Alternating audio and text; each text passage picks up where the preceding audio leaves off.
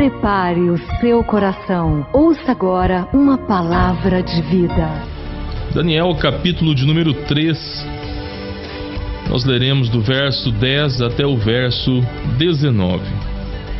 Diz assim a palavra do Senhor nosso Deus: Tu, ó rei, fizeste um decreto pelo qual todo homem que não ouvisse o som da buzina, do pífaro, da harpa, da sambuca, do saltério e da gaita de foles, e de toda sorte de música, se prostraria e adoraria a estátua de ouro. E qualquer que não se prostrasse e adorasse seria lançado dentro do forno de fogo ardente. Há uns homens judeus que tu constituíste sobre os negócios da província de Babilônia, Sadraque, Mesaque e Abednego. Estes homens, ó rei, não fizeram caso de ti. A teus deuses não servem, nem a estátua de ouro que levantaste adoraram.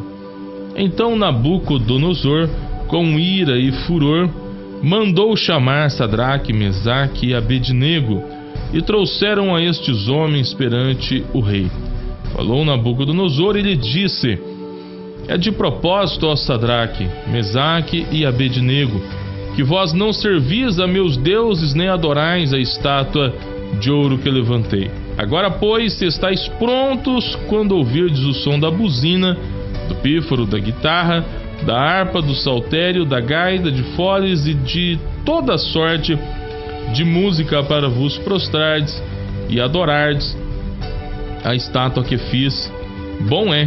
Mas se a não adorardes, sereis lançados na mesma hora dentro do forno de fogo ardente. E quem é o Deus que vos poderá livrar das minhas mãos?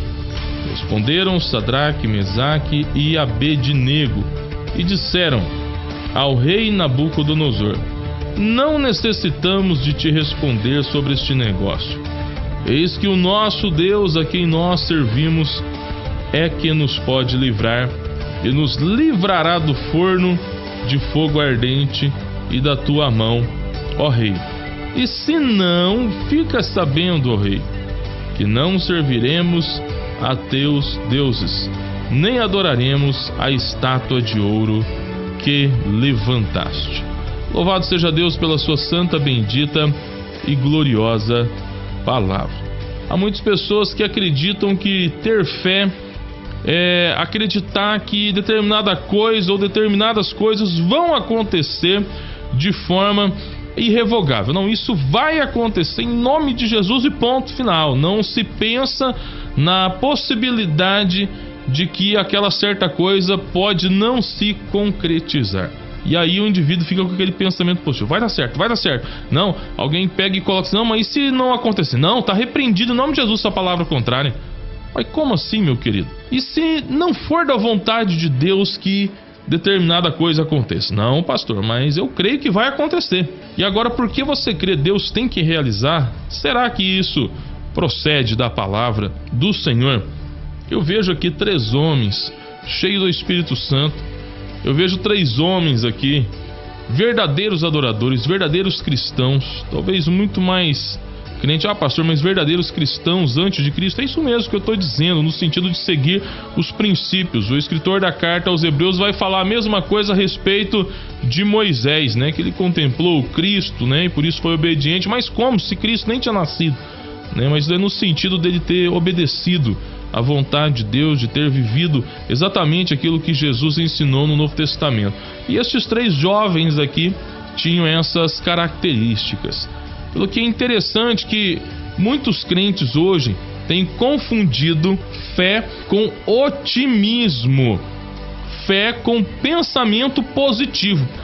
Fé e otimismo são 2 coisas totalmente distintas. O otimismo, ele parte do princípio do pensamento positivo. Não, vai dar certo, vai dar certo, vai dar certo, vai dar certo. De fazer determinadas autoafirmações. Não, vai dar certo, vai dar certo e vai dar certo. Mas como assim se vai dar certo? Será que é da vontade de Deus que realmente isso dê certo, que isso realmente aconteça? Interessante que esses jovens aqui não tinham a perspectiva de muitos cristãos hoje. Esses jovens aqui quando pressionados pelo rei Nabucodonosor, que erigiu uma grande estátua de aproximadamente aí 30 metros de altura, né, uma estátua muito grande, e ele baixou um decreto que todos devessem se prostrar diante daquela estátua e adorá-la.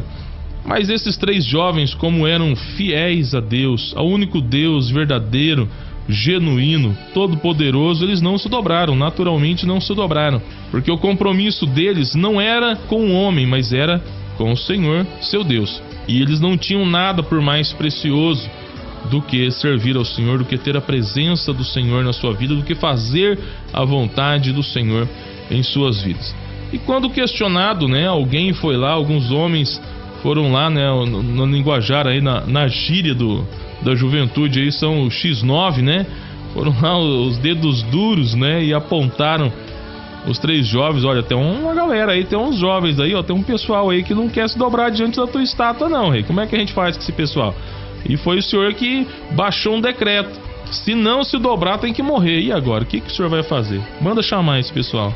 E ele chega e faz uma pressão, né, psicológica: olha, se vocês não se dobrarem diante da imagem de escultura que eu mandei fazer, vocês vão ser lançados numa fornalha, e o trem lá vai estar quente, mas quente mesmo, pegando fogo, literalmente vai ter fogo lá. E eles então, acurralados mediante essa palavra, né? E o rei ainda disse assim: eu quero ver quem é que pode livrar vocês da minha mão. Quero ver o Deus, em outras palavras, quero ver se o Deus que vocês estão servindo, que vocês estão adorando, que vocês estão orando e sendo fiéis a ele, se ele vai poder livrar vocês da minha mão. Quero ver se ele vai poder esfriar essa fornalha. Agora é interessante a resposta desses 3 jovens. Talvez se fosse muito dos crentes, né, não crentes de fé do século 21 dos nossos dias, crentes otimistas, crentes que cultivam o pensamento positivo, teriam dito assim: olha, o nosso Deus vai nos livrar das tuas mãos. Escreve isso daí, eu estou te dizendo, Nabucodonosor, eu sou profeta, o nosso Deus, ele vai nos livrar das tuas mãos. Talvez se fosse um dos crentes, né, da nossa geração, diria isso, possivelmente diria isso. Mas esses jovens não disseram. Eles disseram: olha, eis que o nosso Deus, a quem nós servimos, é que nos, preste atenção na palavra, é que nos pode livrar. Pode livrar.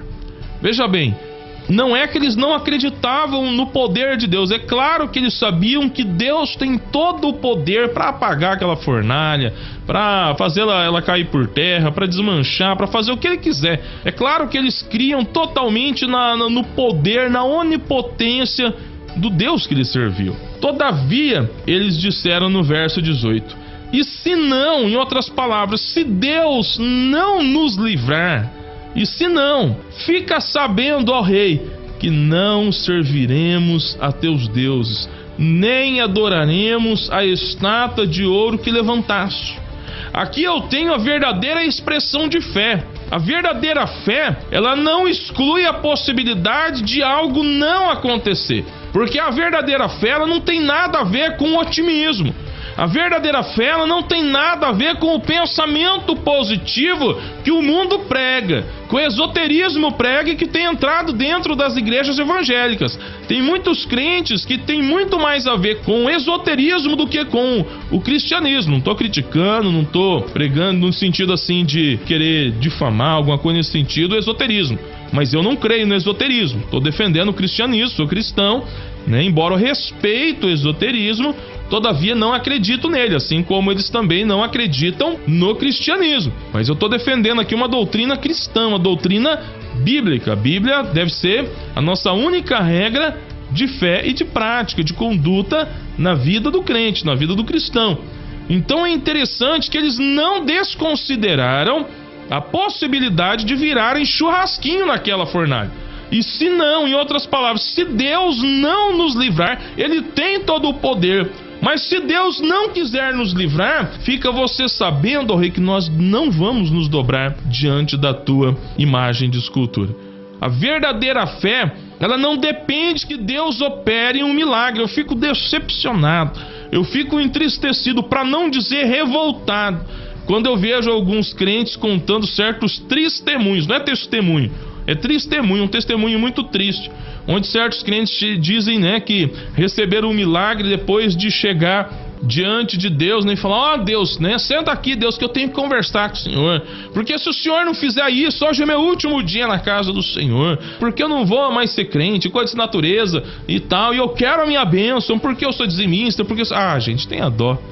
Deus não tem obrigação nenhuma de fazer qualquer coisa em nossas vidas porque o indivíduo é dizimista, porque ele anda em santidade. Meu querido, presta atenção na coisa que eu vou falar para você aqui agora.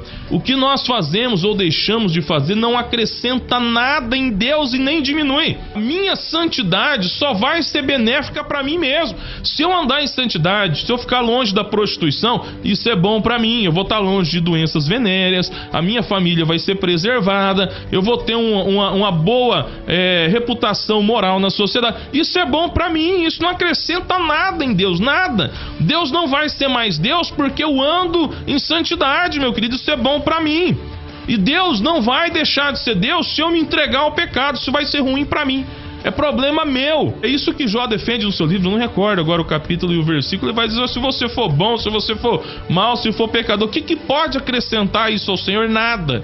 Nada, nós não acrescentamos nada. Então Deus não tem obrigação de nos abençoar. Mas eu fiz 40 dias de jejum e oração. Bom para você, muito bom para você, ainda que você não receba aquilo que você colocou diante de Deus e você queria. Sabe por quê? Porque Deus não tem essa obrigação. Deus, ele não nos abençoa porque nós temos direitos, como alguns pregam por aí. Deus nos abençoa porque Ele é bom. Deus nos abençoa porque Ele é gracioso. Deus nos abençoa porque, como um pai amoroso, Ele tem prazer de dar o melhor para os seus filhos, não porque Ele tenha obrigação. Então a verdadeira fé, meu querido, ela não está atrelada à realização de milagres. Tem pessoa que só consegue crer se o milagre acontecer. O que Jesus falou para Tomé?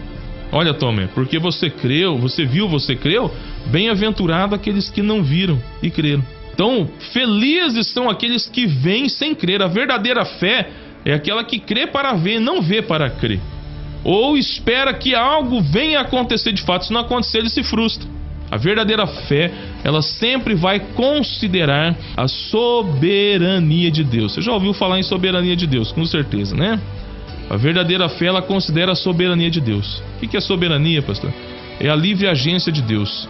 Deus, ele age, Deus, ele opera, Deus, ele realiza única e exclusivamente pautado na sua reta e justa vontade. Ninguém pode induzir, coagir, influenciar ou impor qualquer coisa a Deus. Ninguém. O homem pode impor ou influenciar o outro homem, mas a Deus não. A oração, o jejum, nada disso pode influenciar a Deus.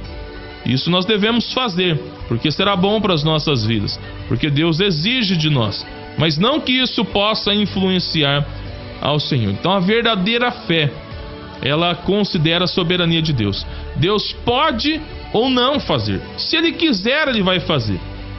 Deus sim pode nos livrar, ó rei Nabucodonosor, mas se Ele não nos livrar, fique o Senhor sabendo que nós não vamos nos prostrar diante da tua imagem, porque a verdadeira fé, ela não é pautada por aquilo que ela vê, ela não é pautada pela circunstância, ela não é pautada pela situação, mas ela é pautada na convicção.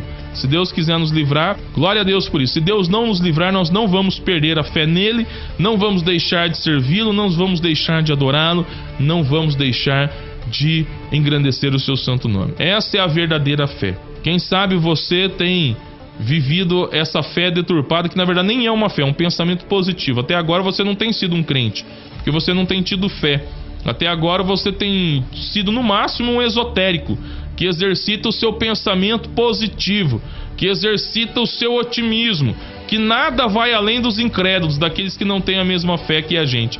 A verdadeira fé, e eu gostaria que você passasse a ter, se você não tem, você passe a ter de agora em diante, aquela que, independente do que acontecer, ou independente daquilo que aconteceu, nós vamos continuar crendo, glorificando o Senhor. Ainda que nós tenhamos que morrer, nós vamos morrer crendo e confiando no Senhor. Como disse Jó, capítulo 3, versículo 15 do seu livro: ainda que ele me mate, nele eu esperarei. Aleluia, glória a Deus. A verdadeira fé, é aquela que descansa na soberania do Senhor, independente do que vai acontecer. Ah, pastor, será que vai ser um ano de crise mesmo? Eu não sei. Talvez seja, talvez não. Mas ainda que seja, eu não vou deixar de crer, não vou deixar de confiar, de servir, de adorar. Isso não irá roubar a minha fé, porque a minha fé não é baseada no que eu vejo, mas é baseada naquilo que eu creio, em nome de Jesus. Que Deus te abençoe, em nome de Jesus.